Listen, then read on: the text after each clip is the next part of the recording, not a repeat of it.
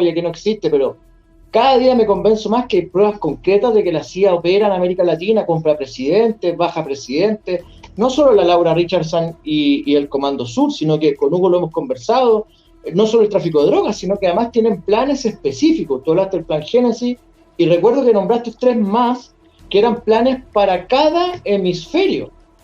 No sé si podría ahondar un poquito en eso, Raúl. Sí, Y también dejarte y la ese pregunta, tema. Hugo, y que puedan conversar sobre lo que está pasando y nos expliques de la contingencia, lo que está pasando con el contraataque iraní, después que les volaron una embajada y mataron a importantes brigadieres y generales iraní, los israelíes. ¿Qué está pasando en el mundo? Estamos al borde de la Tercera Guerra Mundial, esto va a subir de nivel, va a bajar. Si puedes explorar esos 2 temas, sería realmente maravilloso para nosotros, querido Raúl. Mira, es que existieron esos planes. O sea, la CIA surge después de la Segunda Guerra Mundial porque Estados Unidos necesitaba un organismo de inteligencia a la altura de los intereses norteamericanos para los finales de ese siglo y el próximo siglo. Pone Si tu Estados Unidos celular se iba a convertir, en voz alta. si Estados Unidos se iba a convertir en el sheriff del mundo, se iba a convertir en el hegemón del mundo, ese nuevo imperio necesitaba de unos servicios de inteligencia a la altura de los nuevos tiempos. Un servicio de inteligencia que fuera capaz de llevar además la guerra cultural en todas partes del mundo, que fuera capaz de encabezar la guerra ideológica en todas partes del mundo. Y hubieron operaciones muy importantes de la CIA desde su propio seguimiento. Estaba la operación Ocopera. La Ocopera fue una operación que se hace, una operación de guerra cultural que se realiza en Europa, donde se crea un congreso de la libertad cultural que dura años. O sea, imagínense ustedes un congreso que no duró un día, no, que duró años, que tuvo oficinas en toda Europa, que se trabajó sobre los artistas, sobre la prensa, sobre todo lo que existía en ese momento, sobre todos los terrenos de la guerra cultural. Ahí compraron periodistas, crearon agencias de prensa, todo con dinero de las agencias. Y eso hay muchísimos documentos desclasificados.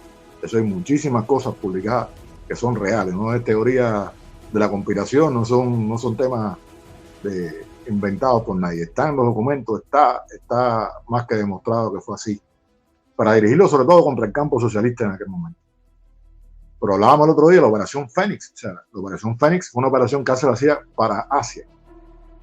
Es la operación que termina con muchos de los movimientos, que estaba dirigida a terminar con los movimientos revolucionarios en el continente asiático, que estaba dirigido contra Vietnam, contra Laos, contra Camboya y mucho más allá. O sea, un plan de guerra en todos los sentidos, que incluía la guerra no convencional a la manera que lo hacían ellos en aquellos tiempos, pero que incluyó la guerra directa, que incluyó los golpes de Estado, que incluyó la presencia paramilitar, la presencia del ejército estadounidense, de ejércitos títeres, de gobiernos títeres en muchos de esos países y en muchas de esas regiones. Pero una cosa que se menciona poco, que no es quizás la más conocida, es Gladius. O sea, Gladius va a ser una operación de la CIA en Europa que nace inicialmente, principalmente para impedir el triunfo del Partido Comunista en Italia. En un momento que el Partido Comunista en Italia estaba alcanzando un nivel altísimo de trabajo y las posibilidades de que ganaran eran enormes.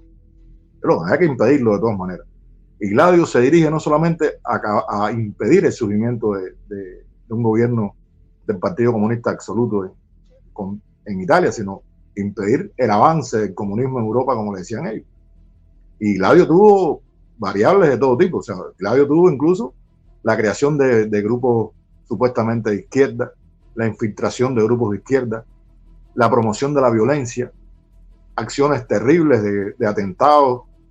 Recordemos el atentado en Bolonia, en la estación de trenes, que se buscaba por todas las vías posibles hacer que la gente identificara esa violencia y esos atentados como acciones de la izquierda, como acciones cometidas por la izquierda.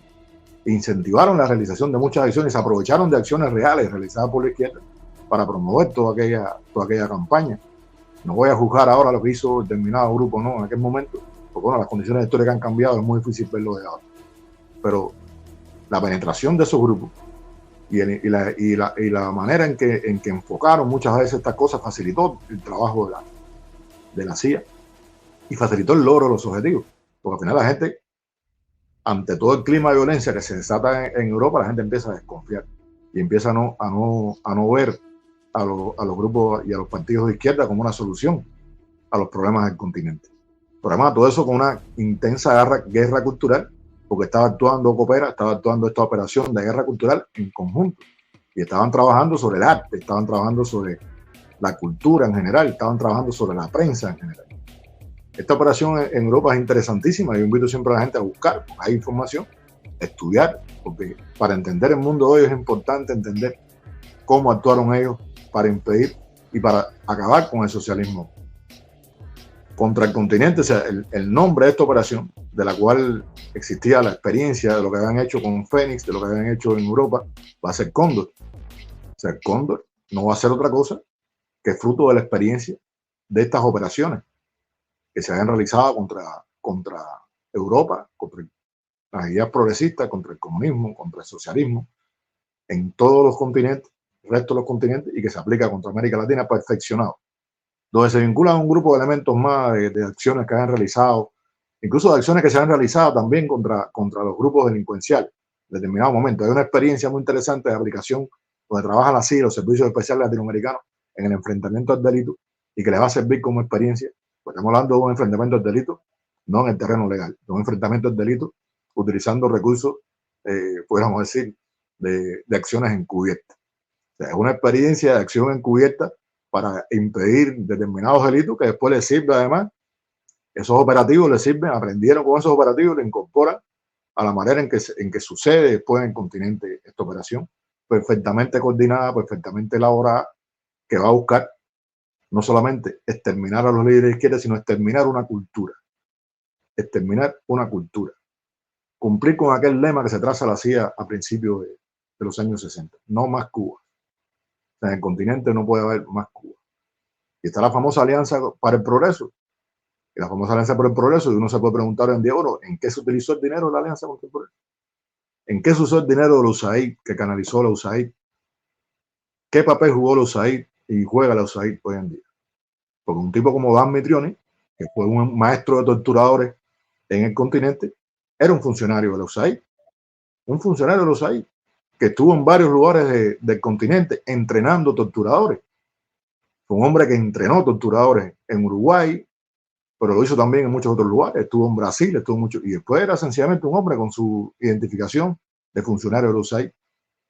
Y el dinero que debió haber servido para promover la industria, para apoyar acciones sociales, para hacer políticas públicas en el continente, se usó para entrenar a los militares, para entrenar a los policías, para construir todo ese aparato de represión que actuó para destruir una cultura, una manera de pensar, para sembrar una manera diferente de